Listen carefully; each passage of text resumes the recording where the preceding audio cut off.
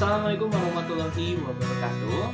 Senang banget bisa ketemu sama teman-teman dari Biologi 4 Angkatan 2020 ya. Perkenalkan, nama saya Edu dari Biologi 4 Angkatan 2011 ya. Dan di sini saya akan sharing jadi teman-teman BCA 2020 untuk teman-teman 2020 ya. Meskipun nggak bisa ketemu langsung, biasanya sih main ke Nangor ya, sekalian main. Tapi sekarang karena masih pandemi dan nggak bisa ketemu langsung, makanya kita online. Dan ini juga hal yang hebat ya, karena teman-teman belum pernah ketemu sama panitia kan, tapi panitia udah nyiapin ini jauh hari bahkan nge-konsep tuh, karena harus berubah konsep ya. Kan siapa yang menduga akan ada pandemi kayak gini, jadi sehingga banyak banget konsep yang disiapkan baru. Dan salah satunya adalah ini ya, videonya tapping dulu, nanti kita ketemu tinggal diskusi. Itu hal yang hebat disiapkan sama kakak-kakak kalian. Semoga tangan dulu dong buat panitia BCA 2020 ya gitu. Jadi buat teman-teman nih di angkatan 2020 ini angkatan yang besar, karena teman-teman belum pernah datang ke kampus 4 kan, berarti ya belum pernah ketemu D2 kuliah ya, dan gedung biru KPPS tempat kuliah belum pernah ke sana. Tapi teman-teman harus sudah bisa ngeblend sama himpunan, kita harus ngeblend sama kuliah, belum pernah praktikum langsung. So teman-teman sedang dilahirkan di masa-masa yang tepat gitu ya, masa-masa sulit, insya Allah akan menghasilkan orang-orang hebat ya. Tapi ingin kenalan semua sama teman-teman langsung, tapi karena ini tapping saya nggak bisa ketemu sama teman-teman, jadi saya izin untuk memperkenalkan diri lagi ya. Jadi saya angkatan 2011, dan sekarang kerja di bagian learning and development. Mungkin kalau segampangnya mah di HR ya, HR di salah satu filantropi di Indonesia, dan juga terkadang jadi associate fasilitator buat di lembaga-lembaga training, dan juga untuk di kegiatan komunitas saya tergabung di divisi pengembangan regional dan komunitas Forum Indonesia Muda, sama di IKBio itu di bagian database-nya. Pengenalan singkat. Pengennya sih ngobrol, pengen kenalan dulu, tapi karena gak ada waktu, jadi kita akan langsung saja ke materi kita kali ini ya. Nah, untuk materi kita kali ini, saya diminta sharing terkait dengan tanggung jawab sebetulnya, tapi saya akan bawa tema dengan judulnya Strengthening Responsibility for Great Contribution ya, atau memperkuat tanggung jawab kita untuk kita punya kontribusi yang luar biasa gitu. Nanti kita akan ketemu di tanggal 17 Oktober. Jadi sekarang adalah sharing materi-materinya dulu ya. Gitu. Oke, sebelum mulai, ini foto saya waktu masih zaman jadi ketua himpunan ya, tahun 2013. Dan dulu tuh susah banget mau foto kayak gini, karena dulu di Jatinangor itu belum ada Jonas. Jadi kalau mau foto kayak gini harus ke Bandung, dan itu ngumpulin orangnya susah banget ya. Kita harus pindahin dari Nangor ke Bandung, karena Unpad itu bukan Bandung teman-teman ya. Unpad itu bukan Bandung, Unpad itu di Nangor. Karena pas pertama keterima juga saya pinginnya ke ITB, ada deket rumah kan ITB, tapi nggak masuk ke ITB dan keterimanya di Unpad. Nah, jadi waktu masuk Unpad mikir tuh ada sebuah ambisi bahwa oh saya masuk Unpad harus ngebikin Unpad jadi kampus impiannya orang lain. Padahal itu tanggung jawab setelah aku lulus kayak gini ya, itu tanggung jawabnya apa ya, rektor dan kawan-kawan sebenarnya. Cuman ya biasa, mahasiswa baru masih berambisi untuk saya harus jadi presiden BEM Unpad waktu itu gitu ya. Dan ini sharing terkait dengan pengalaman organisasi saya waktu di kampus. Jadi nyampainya sampai presiden BEM Fakultas, karena ketika mau ke BEM Unpad gagal lah ya. Nanti saya ceritakan kenapa bisa gagal, oke? Tapi ini kurang lebih pengalamannya ya. Alhamdulillah kesampaian lah. Karena ada yang bilang ya, karena kalau mau jadi presiden BEM Unpad ada jenjang karirnya, di himpunan dulu, nanti naik ke fakultas, nanti naik ke Unpad gitu ya. Ya saya ngikutin alur itu. Jadi di awal jadi ketua himpunan dulu tuh tahun 2013, beres itu lanjut jadi presiden BEM. Pas mau naik gagal ya. Nantilah diceritain kenapa ini, tapi kurang lebih pengalaman organisasi saya kayak gini. Dan di Unpadnya jadinya jadi menteri, Menteri Lingkungan. Dan karena ini udah beres nih, semua organisasi di Unpad udah dirasain, coba main keluar gitu ya ke Forum Indonesia Muda. Ini harusnya 2016 ya, mohon maaf salah ketik. Ya kurang lebih nih pengalaman organisasiku. Karena tadi ya, terdriven atau tujuannya yang pingin jadiin ya tadi ya karena nggak masuk ke ITB, masuknya ke Unpad. Jadi harus ini nih, harus bikin Unpad jadi kampus impiannya orang lain gitu. Jadi pingin jadi presiden BEM waktu itu ya, goalnya seperti itu. Nah, ngomong-ngomong soal mahasiswa nih teman-teman, ini data tahun 2020, jadi sumbernya dari Kemendikbud mendata bahwa jumlah mahasiswa di Indonesia itu ada 7,3 juta yang jadi mahasiswa. Dan itu kalau dibandingin sama jumlah penduduk Indonesia, itu yang ada 260 juta kalau nggak salah ya. Kurang lebih mahasiswa di Indonesia itu cuma 2-3% lah ya. Kita ambil yang paling gede aja ya, 3%-nya. Jadi mahasiswa di Indonesia itu cuma ada 3% dari seluruh rakyat Indonesia. Kan kecil banget ya. Kecil banget lah. Kecil banget untuk negara yang punya jumlah penduduk yang cukup besar tapi mahasiswanya masih sedikit. Terus emang apa spesialnya jadi mahasiswa ya? Nah, sekarang jadi pertanyaan, bedanya siswa sama mahasiswa apa? Gitu. Tadi kan ini datanya dibandingin sama anak SD ya. Terus siswa, jumlah siswa. Apa bedanya siswa sama mahasiswa? Ini kalau ada yang tahu, entah di waktu di fakultas di UNIF entah dibahas atau enggak, tapi kalau sudah dibahas saya izin untuk membahas ulang ya. Jadi bedanya siswa sama mahasiswa itu terletak di kata maha. Siswanya sama ya, yang artinya seorang pembelajar.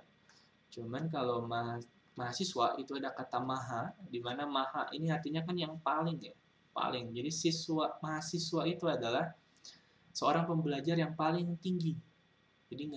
Jadi makanya mau S1, S2, S3 disebutnya masih mahasiswa karena mahasiswa itu adalah sebuah status yang merupakan status tertinggi untuk seorang pembelajar, disebutnya mahasiswa. Jadi kalau nanti teman-teman ini kan baru masuk juga sebagai mahasiswa ya, baru kuliah dari Agustus, mungkin Agustus, September, baru sebulan lah.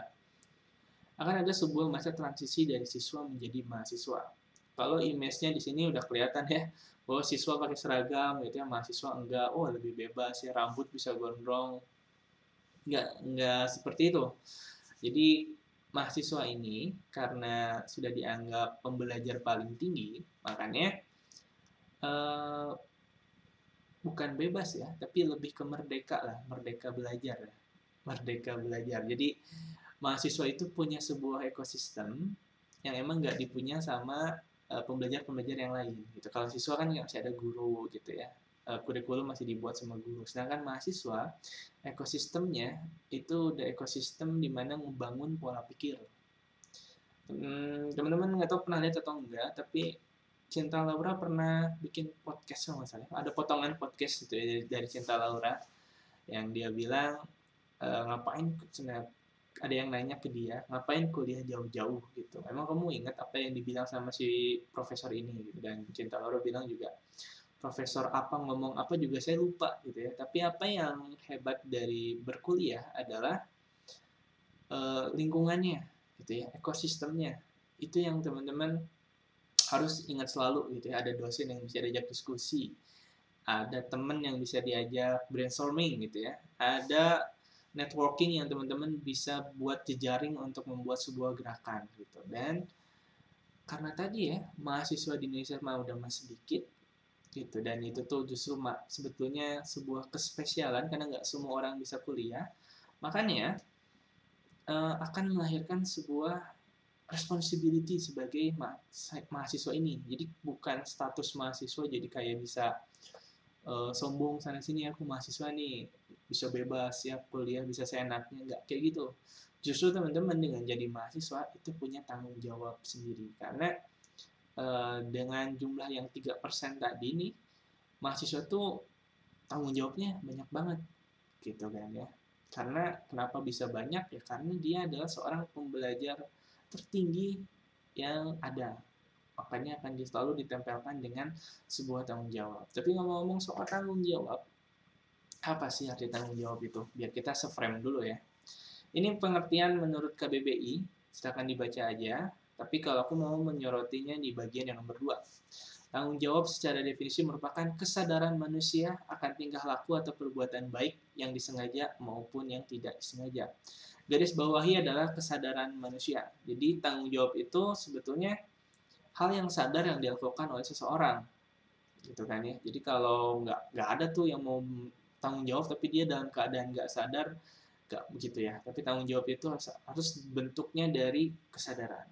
Nah, karena tadi ya kita tahu bahwa jumlah mahasiswa itu udah masih sedikit, tapi dia seorang pembelajar tertinggi, punya ekosistem yang bagus untuk menjadi hebat, maka teman-teman nonton Spider-Man yang dulu nggak ya? Kalau nggak nonton ya kurang lebih ini adalah quotes yang teman-teman harus ingat ya.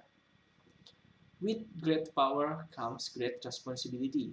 Karena dengan menjadi mahasiswa itu teman-teman sebetulnya punya power yang luar biasa. Selain punya ekosistem yang bagus, tapi teman-teman juga independennya juga terasa, belum punya kepentingan kan? Maksudnya eh, kepentingan kelompok A, kelompok B belum ada. Tapi teman-teman benar-benar seorang pembelajar yang siap untuk membawa kontribusi. Makanya powernya mahasiswa itu gede banget. Tapi ya itu ya, dengan power yang gede ini, maka datang juga sebuah uh, responsibility yang besar juga, gitu. Tanggung jawab yang besar bagi teman-teman yang menjadi mahasiswa sekarang. Karena kerasa kok, aku sekarang sudah lulus sudah lama gitu ya. Atmosfernya beda ketika ketika nggak jadi mahasiswa lagi, sulit rasanya untuk menentukan sikap ya, karena bingung nyari koalisi kemana gitu ya, antara A dan B, oh susah bingung. Tapi kalau mahasiswa itu benar-benar independen, teman-teman bebas menentukan sendiri mau gimana, dan itu hebatnya mahasiswa tuh, itu yang harus dijaga gitu ya, teman-teman tidak cenderung ke mana gitu ya, tapi benar-benar menekankan bahwa seorang pembelajar paling tinggi ya mengedepankannya adalah keilmuannya gitu. Makanya dari great power ini datang great responsibility, sehingga lahirlah yang namanya peran dan fungsi mahasiswa, tridharma perguruan tinggi. Ini harapannya sudah dibahas di univ atau di fakultas, jadi saya nggak akan pembahasan ini karena cukup lama kalau ngebahas ini ya. Tapi kalau misalkan belum dibahas di fakultas atau di univ, teman-teman bisa googling lah, nyari tentang ini atau ngobrol sama senior-senior di kampus ya terkait dengan peran dan fungsi mahasiswa ini. Dan Tridharma perguruan tinggi, silahkan teman-teman diskusi sama seniornya ya. Gitu. Tapi ini ada sebuah video TikTok, entah ini cuma konten atau beneran, tapi ini sebuah gambaran terkait bagaimana masyarakat melihat mahasiswa ya. Kita nonton bareng ya.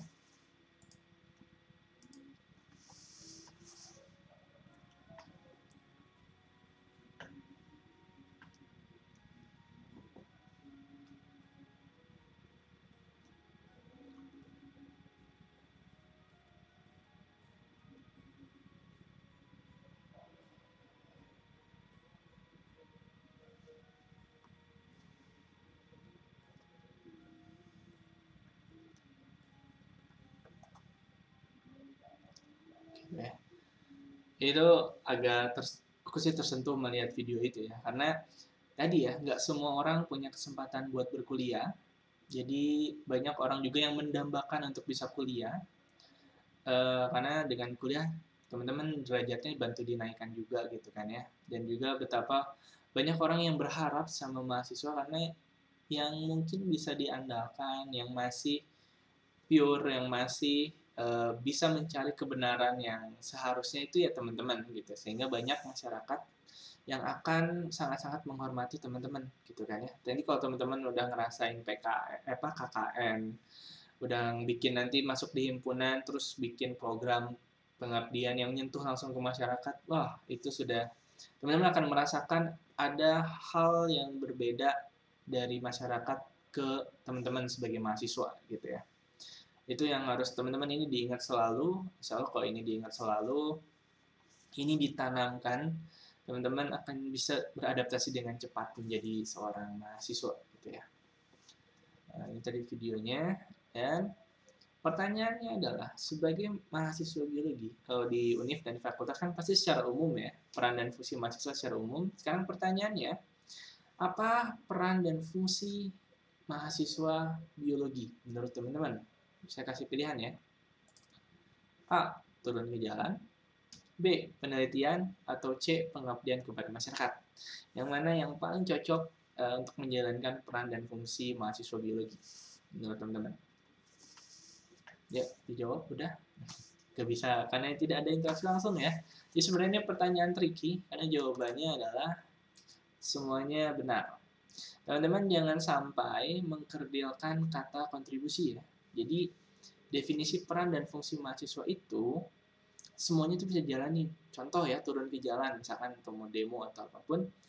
Sebagai mahasiswa biologi nih, untuk contohnya saya ambil contoh kasus sekarang ya, Omnibus Law ini, ada poin yang sebenarnya menarik untuk dikaji sama teman-teman biologi, yaitu terkait dengan AMDAL ya.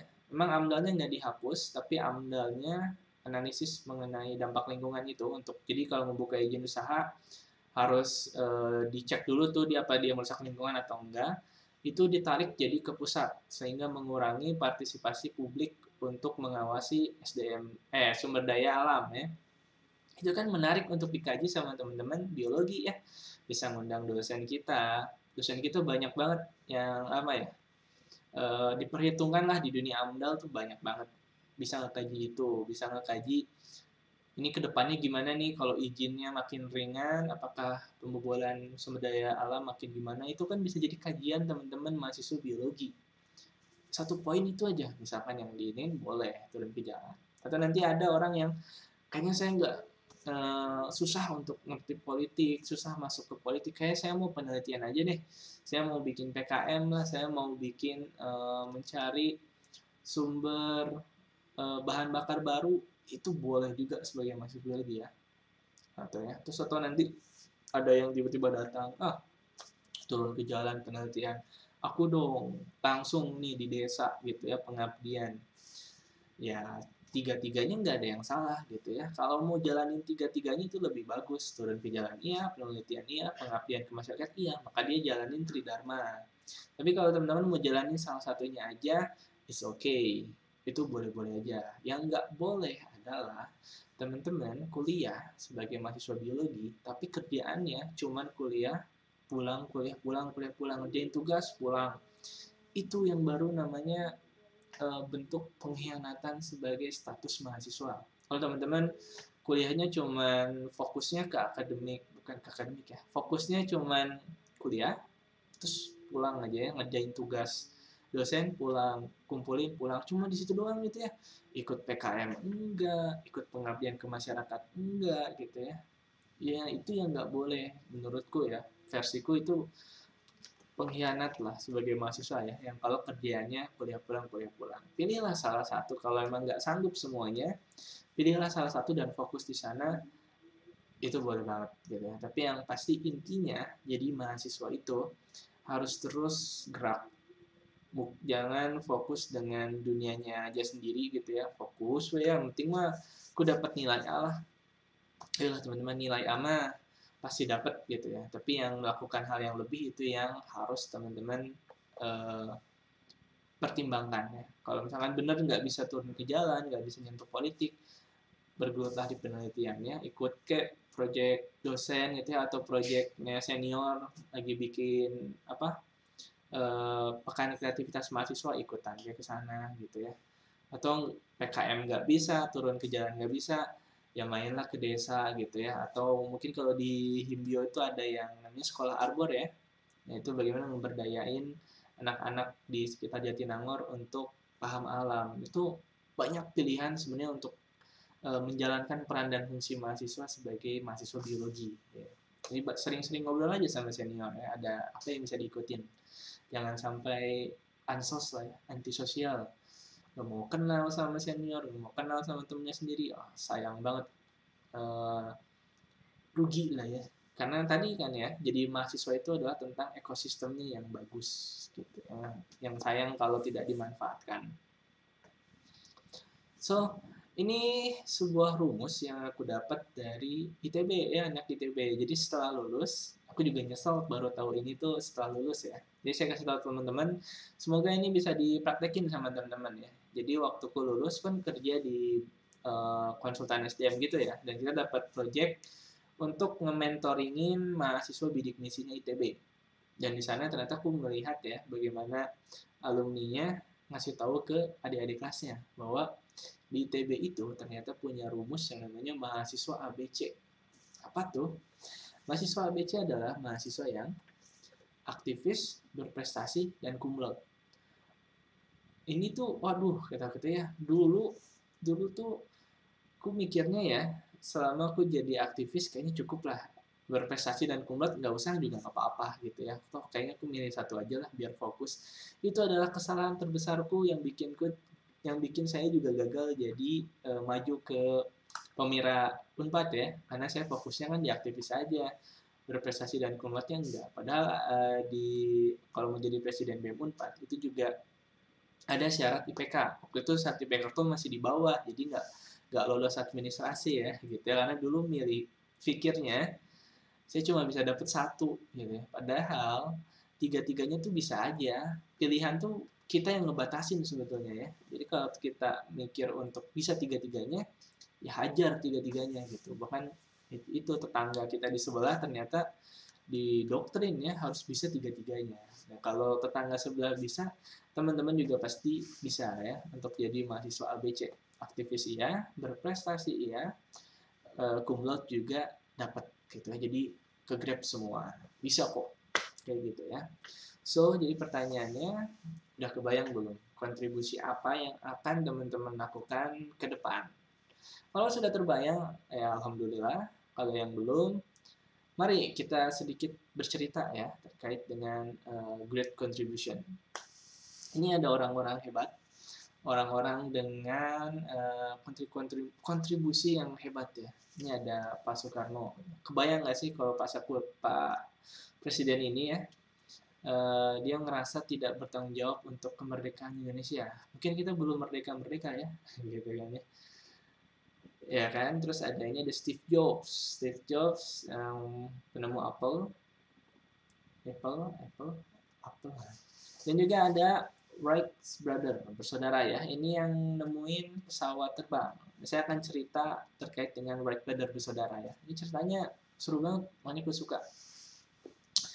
Jadi Wright brother bersaudara ini adalah penemu pesawat terbang, dan teman-teman kalau ini tahu nggak Samuel Pierpont Langley, tahu nggak ini?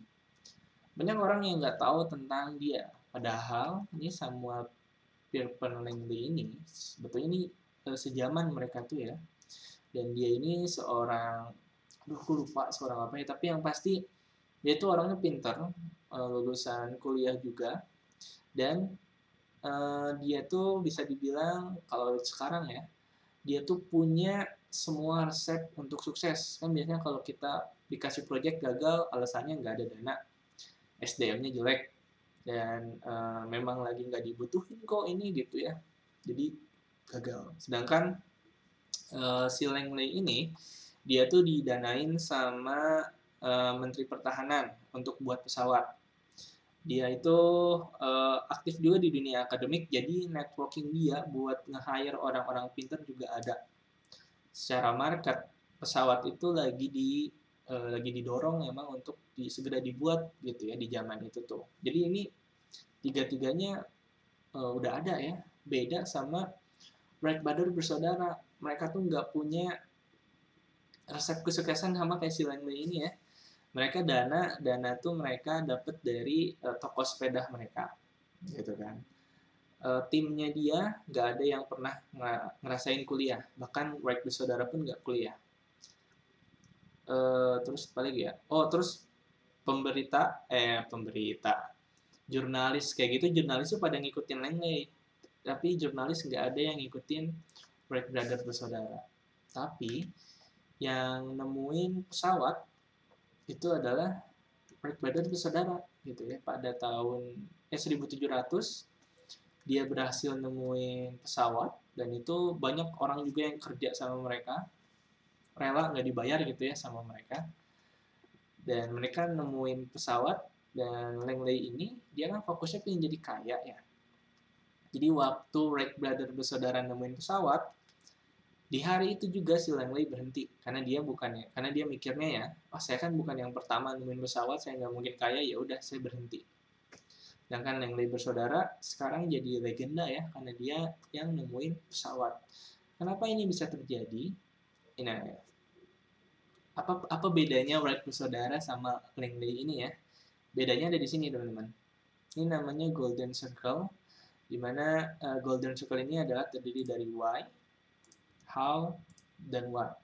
Kita bandingin ya si Langley sama Wright bersaudara. Langley ini dia sudah mikirnya, gaya berpikir dia adalah mulai dari what, yaitu harus bikin pesawat terbang. Ya, caranya begitu gitu ya. Sehingga orang-orang yang kerja sama dia pun ya kerjanya karena dibayar gitu kan. Karena dibayar, terus fokusnya ke hasil bukan proses. Sedangkan Wright bersaudara, mereka tuh ngajak orang-orang karena dia punya why-nya kuat. Dia ngomong ke orang-orang adalah, dia bilang ya bahwa dengan menciptakan pesawat terbang ini kita bisa mengubah dunia. Caranya adalah dengan buat ini ya, dia tiap mau melakukan terbang dia tuh selalu bawa 5 set perlengkapan ya, karena 5 set perlengkapan itu di jumlah mereka gagal tiap terbang tuh satu-satu gitu ya. Dan ya wattnya adalah pesawat terbangnya jadi, sehingga why-nya kuat, karena orang-orang akan ngikutin kalian bukan karena apa yang kalian lakukan, tapi kenapa kalian ngelakuin itu. Itu ciri-ciri orang yang punya kontribusi gede itu karena mereka why-nya kuat gitu ya. Gaya komunikasinya pun why-nya dulu disampaikan, baru what-nya apa gitu kan. Bukan tiba-tiba Apple ya, Apple nih contoh Apple ya, tadi kan ada Steve Jobs ya, Apple. Kita ngebuat cara pemasaran Apple nih, kalau Apple sama kayak perusahaan yang lain ya. Apple itu bilang, kita membuat komputer yang hebat. Kita ngebuatnya dengan desain yang simple, elegan, dan mudah digunakan. Kamu mau beli nggak? Gitu ya. Kan kebanyakan iklan-iklan kayak gitu ya. Produknya apa, terus dijelasin speknya apa, tawarin aja ke orang-orang. Itu kalau perusahaan yang lain, tapi Apple tuh beda. Apple itu cara komunikasinya adalah gini. Dia sampaikan dulu why-nya. Mereka tuh bilangnya adalah kita percaya bahwa dengan menentang status quo di dunia IT, maka kita harus ngebuat sebuah program, sebuah komputer yang desainnya bagus, UI UX-nya bagus, dan juga mudah digunakan. Maka dari itu kita sudah menciptakan sebuah komputer hebat, gitu kan ya. Harus informasinya dirubah dulu. Jadi disampaikan itu dulu adalah why-nya dulu, baru caranya, baru apanya. Gitu ya. Karena kalau teman-teman why-nya nggak ada nih, teman-teman langsung disuruh aja ya, apa kontribusi kamu gitu ya. Itu kan what-nya ya. Nah, itu kan pasti teman-teman nggak akan kepikiran mau ngapain ya aku ya. Enggak kan? Tapi kalau kita tahu why-nya kenapa teman-teman harus kontribusi, itu akan lebih ngedriven teman-teman untuk melakukan kontribusi yang besar. Saya pernah nanya ke teman angkatan ya, mau nanya, kan kuliah di biologi mau ngapain gitu ya. Terus dia bilang, saya mau ini, katanya mau nemuin obat diabetes. Lah, kita mikir ya, kenapa nggak ke dokteran? Terus nanya, kenapa? Ternyata dia bilang, oh soalnya ayahnya dia itu kena diabetes, sehingga dia pingin nemuin obat buat diabetes. Why-nya dapet kan? Why-nya adalah karena ayahnya sakit, maka how-nya dia pingin bikin obat, dan what-nya adalah ya tadi, ingin menemukan obat untuk diabetes. Dan itu beda banget ya ketika dibandingkan dengan saya. Secara akademik dia rajin banget. Kalau aku kan tadi masuk biologinya kan eh, pilihan kedua ya, dan emang nggak kepikiran sebenarnya mau kuliah di biologi ya, jadi Y-nya nggak belum dapet waktu itu. Y-nya dapatnya ya di dunia organisasi, makanya CV organisasinya bagus gitu ya, tapi Y kuliahnya nggak dapet karena nggak dicari.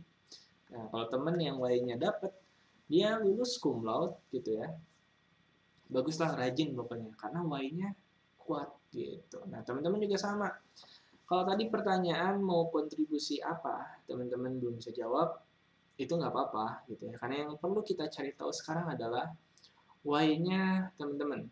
Nanti why-nya sudah dapat, teman-teman akan kepikiran tuh gimana caranya dan apa bentuk kontribusinya gitu kan. Kalau aku tadi why-nya pingin buat Unpad jadi kampus impiannya orang lain gitu ya.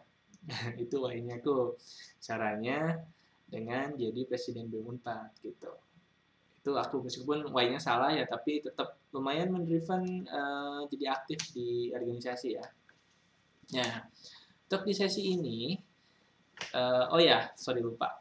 Dan di Golden Circle ini teman-teman, ini muncul neocortex ya. Ini dibahas secara biologi, bukan psikologi ya. Secara biologi, secara keilmuan kita.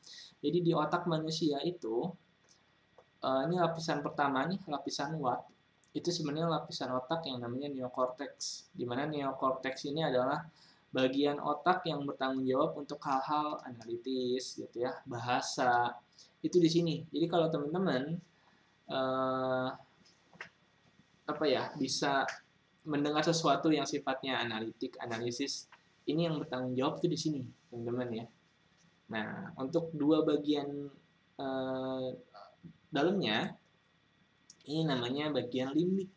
Di mana bagian limbik ini adalah bagian yang bertanggung jawab untuk perasaan dan juga pengambilan keputusan. Makanya, contoh kenapa Wright bersaudara bisa ngegerakin orang-orang tanpa dibayar tuh ya. Beda kan sama si Leng Lei ya. Yang lain kan dibayar tuh, orang-orangnya baru mau kerja sama dia. Sedangkan di Wright bersaudara nih, pada ngikutin mereka untuk siap berdarah-darah bikin pesawat, karena Y-nya, Wright bersaudara nyampein Y-nya clear gitu ya, bahwa dia bilang kalau kita bisa nemuin pesawat terbang, dunia akan berubah. Itu Y yang sangat kuat, dan itu yang Y itu bisa menginspirasi banyak orang. Y-nya kuat gitu kan ya. Karena secara otak pun limbic brain inilah sebetulnya yang bikin orang-orang akan tergerak ikut kita gitu teman-teman. Dan ini pun bisa berlaku buat teman-teman sendiri ya. Orang yang punya Y-nya bagus itu beda kok sama orang yang Y-nya nggak bagus gitu ya. Ya fokusnya kuat gitu ya, mau kuliah pingin cepat lulus, tanpa Y-nya ada yang jelas gitu ya. Beda lah kelihatan ya. Beda kalau teman-teman lihat temennya yang mau lulus cepat, pasti tanya kenapa mau lulus cepat. Oh, saya pengen lanjut S2. Y-nya dapat, tanya lagi kenapa mau S2. Y-nya pasti dia, oh iya asalnya saya pengen jadi peneliti di bidang ini. Y-nya sudah dapat. Itu keren banget sih sebetulnya. Nah makanya sekarang di sesi ini kita akan nyari tahu Y-nya teman-teman. Caranya gimana? Ini namanya self analysis. Yang nge-self diri sendiri ya. Sebelum kita kan, kita jago biasanya kalau ngomongin orang ya, ngejulidin orang. Tapi pernah nggak sih kita nge-analisis diri kita sendiri? Karena dari self-analysis ini akan menghasilkan yang namanya self-awareness atau kesadaran diri. Gitu. Biasanya orang yang self-awareness sudah dapat, pasti Y-nya juga udah dapat gitu. Dan ini prosesnya cukup panjang. Jadi step pertama ini yang bisa dilakukan sama teman-teman sekarang ya setelah nonton ini. Jadi tolong dikerjakan tugasnya, nanti di hari Sabtu tuh akan ada lanjutannya. Gitu. Jadi kalau ini nggak selesai, hari Sabtu akan kesulitan untuk ikut sesi kelas, sesi diskusinya ya. Nah, self analysis yang pertama adalah kita akan ngomongin soal tujuan, goalnya teman-teman. Karena kan bila kita tidak punya tujuan, kita akan sulit menentukan jalan yang hendak ditempuh. Contoh, teman-teman memesan ojek online. Pasti yang ditanya pertama waktu memesan ojek online adalah mau kemana gitu ya nih. Karena ya kalau nggak tahu mau kemana, buat apa pesan ojek online? Sama, begitupun hidup. Begitupun kuliah di biologi, begitupun mau ngasih kontribusi ke Himbio, pasti ditanya dulu tujuannya apa. Tujuannya apa gitu ya. Makanya self analysis yang pertama adalah kita tentukan dulu kita mau ke mana tujuan, atau bahasanya adalah tujuan hidup. Nah, ngomongin soal tujuan hidup, sebetulnya ya teman-teman, tujuan hidup itu kayak ngebuka puzzle ya. Jadi puzzle kan biasanya banyak ya. Misalnya kebuka satu, ternyata muncul kaki ya. Kebuka lagi, nah ternyata ini kakinya bukan kaki orang ya, ini kaki kuda ternyata ya. Jadi tujuan hidup itu kayak nge-explore tanpa batas gitu ya. Bisa aja tujuan kamu itu berubah, tapi nggak berubah-berubah amat lah ya. Agak berubah dikit lah, menyesuaikan dengan apa yang teman-teman baca gitu, apa yang teman-teman temui, apa yang teman-teman diskusikan. Jadi tujuan hidup itu nge-explore diri sebetulnya ya. Dan ini bisa jadi awalan untuk teman-teman nentuin starting point-nya di mana. Jadi kita akan ngebahas terkait dengan cara merancang tujuan hidup ya. Caranya gampang, ada 3 step yang harus teman-teman lakukan. Step yang pertama adalah teman-teman harus tuliskan 3 ciri khas teman-teman. Ya, 3 ciri khas ini adalah 3 ciri yang menurut teman-teman ini teh aku banget dan yang lain nggak punya. Gitu ya. Misalnya contoh semangat, ini yang standar ya. Semangat, periang, sama itu mah semangat dan periang ya. Semangat pembelajar dan semangat pembelajar dan pantang menyerah. Nah itu ciri khas menurut versinya teman-teman aja ya. Bebas apapun, yang penting itu adalah ciri yang aku banget gitu ya. Itu yang pertama. Yang kedua itu cara yang paling teman-teman suka ketika berinteraksi. Misalkan ya, teman-teman sukanya di depan gitu ya, mimpin, jadi contoh, teladan. Nah itu berarti contoh interaksinya di depan. Atau sukanya, saya mah sukanya supporting nih dari belakang, boleh ya. Yang penting adalah cara yang paling teman-teman suka ketika berinteraksi. Itu. Dan yang ketiga, tuliskan dunia yang ideal menurut teman-teman itu kayak gimana sih? Misalkan ya, dunia ideal adalah di mana dunia tidak ada lagi kelaparan di dunia ini, gitu. Atau di dunia ini tulis yang mau se ekstrim apapun boleh ya. Atau kayak di film Incredible lah. Dunia yang ideal adalah saat semua orang menjadi superhero gitu. Itu boleh. Pokoknya silakan tuliskan dunia yang sempurna menurut teman-teman. Ini saya kasih contoh ya. Contoh beberapa tujuan hidup. Ini dari Anthony Robbins, salah satu coach yang terkenal ya di dunia. Kalian bisa cari. Dia tujuan hidupnya adalah dengan rendah hati melayani Tuhan dengan menjadi contoh sukacita total, pengasih ceria, kuat, dan penuh semangat. Tulus mengasihi dan melayani semua makhluk ciptaannya. Nah ini, jadi kan dari 3 tahap ini sama Anthony Robbins digabungin tuh. Ini ya, contoh. Ciri khasnya Anthony Robbins apa? Ini, pengasih, ceria, kuat, dan penuh semangat. Itu cirinya. Terus dia sukanya interaksi kayak gimana? Nih, menjadi contoh. Artinya dia berinteraksi itu sukanya menjadi contoh. Terus dunia ideal yang menurut dia kayak gimana sih? Di saat semua orang tulus dan mengasihani dan melayani semua makhluk ciptaannya. Itu dunia ideal menurut Anthony Robbins. Gitu ya. Jadi si formula tadi tiga-tiganya dimasukin. Atau contoh yang kedua nih. Contoh yang kedua ini dari si Jack Canfield, penulis buku. Ini tujuan hidupnya adalah mengilhami dan memberdayakan orang-orang untuk menjalankan visi tertinggi mereka dalam konteks kasih dan sukacita. Dia nggak masukin ciri khasnya, dia cuma masukin bentuk interaksi yang dia suka sama dunia yang ideal menurut dia, ya kan ya? Contoh interaksi yang dia suka adalah mengilhami dan memberdayakan orang-orang. Berarti dia sukanya di depan juga tuh sama. Dan dunia ideal menurut dia adalah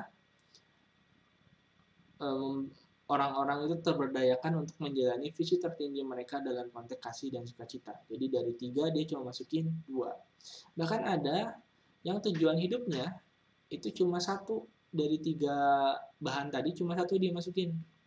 Ini, meninggalkan dunia sebagai tempat yang lebih baik dibanding ketika saya dilahirkan bagi kuda dan juga manusia. Dia cuma masukin dunia yang ideal menurut dia ya, dunia di mana lebih berperikudaan ya. Ini ceritanya nih, bagus juga ini ceritanya. Jadi namanya adalah Monty Roberts. Monty Roberts ini tuh tinggalnya di truk pick up. Jadi bisa digambarkan dia orang yang kurang berada gitu ya. Nah, suatu hari dia disuruh sama gurunya ada tugas untuk membuat mimpi. Nuliskan mimpi kamu apa. Dan dia nulis di tugasnya itu dia nulis untuk ingin punya peternakan kuda 100 hektar. Dan itu sama gurunya dikasih nilai F. Apa-apaan ini? Dikasih F ya. Ini benerin ya Robert, katanya. Cita-citanya yang lebih tinggi dong dari ini gitu. Dia kesel kan ya. Dia bilang ke ayahnya, kenapa kamu dapat F? Diceritain lah bahwa dia pengen mimpinya ini, dan ayah nanya, kamu yakin nggak sama mimpinya ini? Yakin pak. Ya udah, balikin lagi ke gurunya, bilang kalau kamu yakin sama mimpinya ini gitu. Dan sekarang setelah beberapa tahun gitu ya, karena dia tujuan hidupnya tadi ya pengen bikin dunia yang berperikudaan, sekarang ini Monty Roberts ini dia itu punya peternakan kuda balap keturunan murni itu seluas 80 hektar gitu. Dan dia juga memperlakukan kudanya itu dengan bagus gitu ya, dengan baik, dengan sesuai dengan tujuan dia di awal, meninggalkan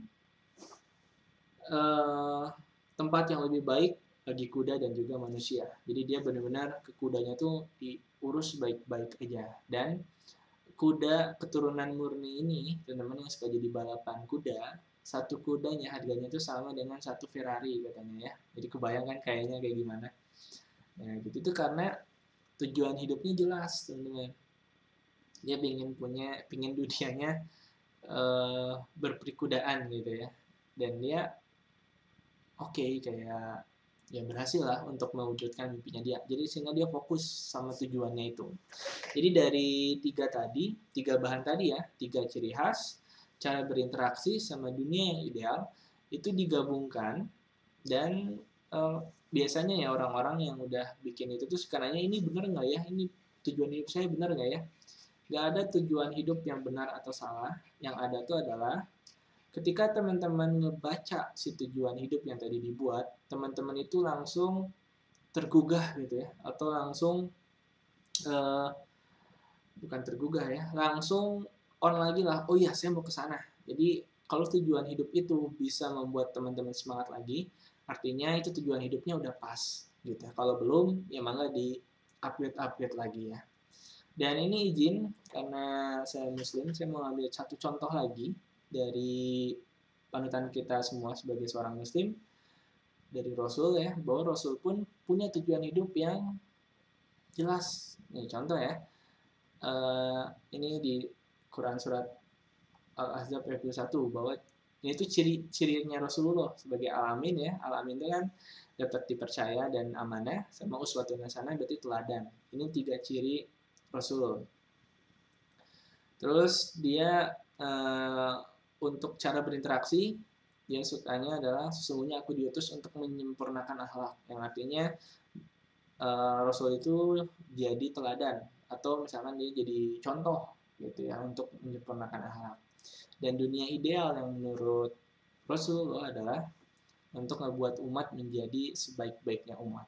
Jadi Rasul pun, dan bahkan kalau teman-teman baca di buku 100 orang paling berpengaruh di dunia, ya paling atas itu karena Nabi Muhammad ya, karena tujuan hidupnya pun se-clear ini teman-teman gitu ya. So teman-teman, clear lah tujuan hidupnya ya. Jadi ini berlaku buat semua sebetulnya rumus ini tuh gitu. Jadi silakan teman-teman untuk nanti hari Sabtu kita ketemu. Ini tugas yang teman-teman harus kerjakan. Nanti untuk lembar kerjanya bisa diminta ke PK-nya masing-masing, ini saya kirim. Silakan dituliskan tujuan hidupnya teman-teman itu apa sih, gitu ya. Tuliskan dulu, dan ini ngerjainnya jangan loncat ya. Jangan langsung buat dulu tujuan hidup, baru ngisi yang 3 ini, enggak. Jadi teman-teman harus ngerjainnya runut dari ciri khas dulu, gitu ya, dari ciri khas, lalu lanjut ke cara yang paling disukai. Entah teman-teman mau jadi supporter kayak, mau jadi yang di tengah gitu ya, yang berbaur lah sama yang lain gitu ya, nggak mau di depan, nggak mau di belakang, tapi ya setengah-setengah gitu boleh lah, pokoknya yang teman-teman suka gitu ya. Atau di depan gitu ya, saya mau jadi contoh, saya mau mimpin, mau itu tulis di situ. Dan yang ketiga, ini adalah dunia ideal. Yang menurut teman-teman dunia ideal tuh kayak gimana sih? Mau misalkan ya, dunia ideal adalah, misalkan contoh nih, dunia ideal adalah tidak ada batas negara gitu ya. Jadi yang penggemar Korea mau ke Korea gampang gitu ya, boleh sih, itu tulis aja dulu gitu ya. Dunia ideal teman-teman. Nanti 3 ini silakan digabungkan. Teman-teman gabungin dulu aja lah semuanya, pebalatak nggak masalah gitu ya. Tulis dulu aja, nanti disusun ulang sampai teman-teman ketika baca ini, oh ya, tergugah lagi gitu ya. Dan kalau ini udah selesai, ya ini di keep aja sendiri sama teman-teman si tujuan hidup ini. Karena ada penelitian yang nyebutin bahwa orang yang sering menyebutkan tujuan hidupnya justru lebih susah untuk mencapai tujuannya dibanding sama orang yang tidak menyampaikan tujuannya gitu. Karena risetnya mengatakan bahwa kalau orang yang ngomongin tujuan hidupnya atau tujuannya ke yang lain, dia tuh ngerasa sudah cukup dekat dengan tujuan itu, sehingga effort yang dilakukan sedikit gitu. Tapi beda dengan orang yang nggak menyampaikan tujuannya, nggak terlalu ribut lah ya, nggak terlalu ribut tentang tujuannya. Justru karena dia ngerasa jauh dari tujuannya, effort yang dilakukan juga lebih banyak. So, ini adalah yang untuk di-keep sama teman-teman sendiri, sehingga nanti tujuan hidup ini akan menjawab kontribusi apa selama kuliah ini yang akan teman-teman lakukan. Gitu. Ya, silakan dikerjakan. Dan nanti hari Sabtu, kita masih ada 1 sesi lagi, jadi nggak akan ada tanya jawab kayaknya ya. Tanya jawabnya nanti di bareng sama PK aja, atau kalau enggak ini materinya udah habis sih gitu ya. Jadi itu nanti dikerjakan pokoknya si tujuan hidupnya ini.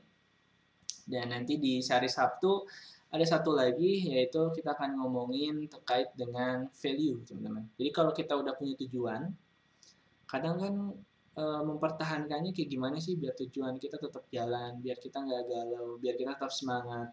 Itu ada caranya juga teman-teman, tapi itu nggak bisa disampaikan di sini, itu harus disampaikannya langsung ya hari Sabtu nanti. So, sampai ketemu hari Sabtu. Boleh kalau nanti teman-teman kebingungan untuk membuat untuk membuat si tujuan hidup ini, nanti bisa nanya ke PK-nya. Nah, saya juga akan melakukan pertemuan dulu dengan PK, atau teman-teman boleh follow di sini ya. Sekalian lah bantuin pansos aku ya. Kalau di sini nanti boleh langsung tanya di Instagram aja ya. Karena kalau WhatsApp penuh sama kerjaan, bisa nggak kebaca. Di Instagram atau di Line, insya Allah kebaca. Dan pastikan teman-teman sudah follow Ika Bio, Indio 4 dan kakak-kakak senior-seniornya di 4 ya. Jadi saya tahu kalau ini anak biologi. Kalau itu anak biologi biasanya saya langsung follow back. Karena kalau yang follow-nya follow back-nya sedikit, takut saya takut penipu ya, jadi nggak di follow back. Tapi kalau yang anak biologi pasti langsung di follow back ya. Silakan teman-teman dikerjakan si tujuan hidupnya ini, dan sampai ketemu hari Sabtu nanti. Terima kasih atas perhatiannya. Wassalamualaikum warahmatullahi wabarakatuh.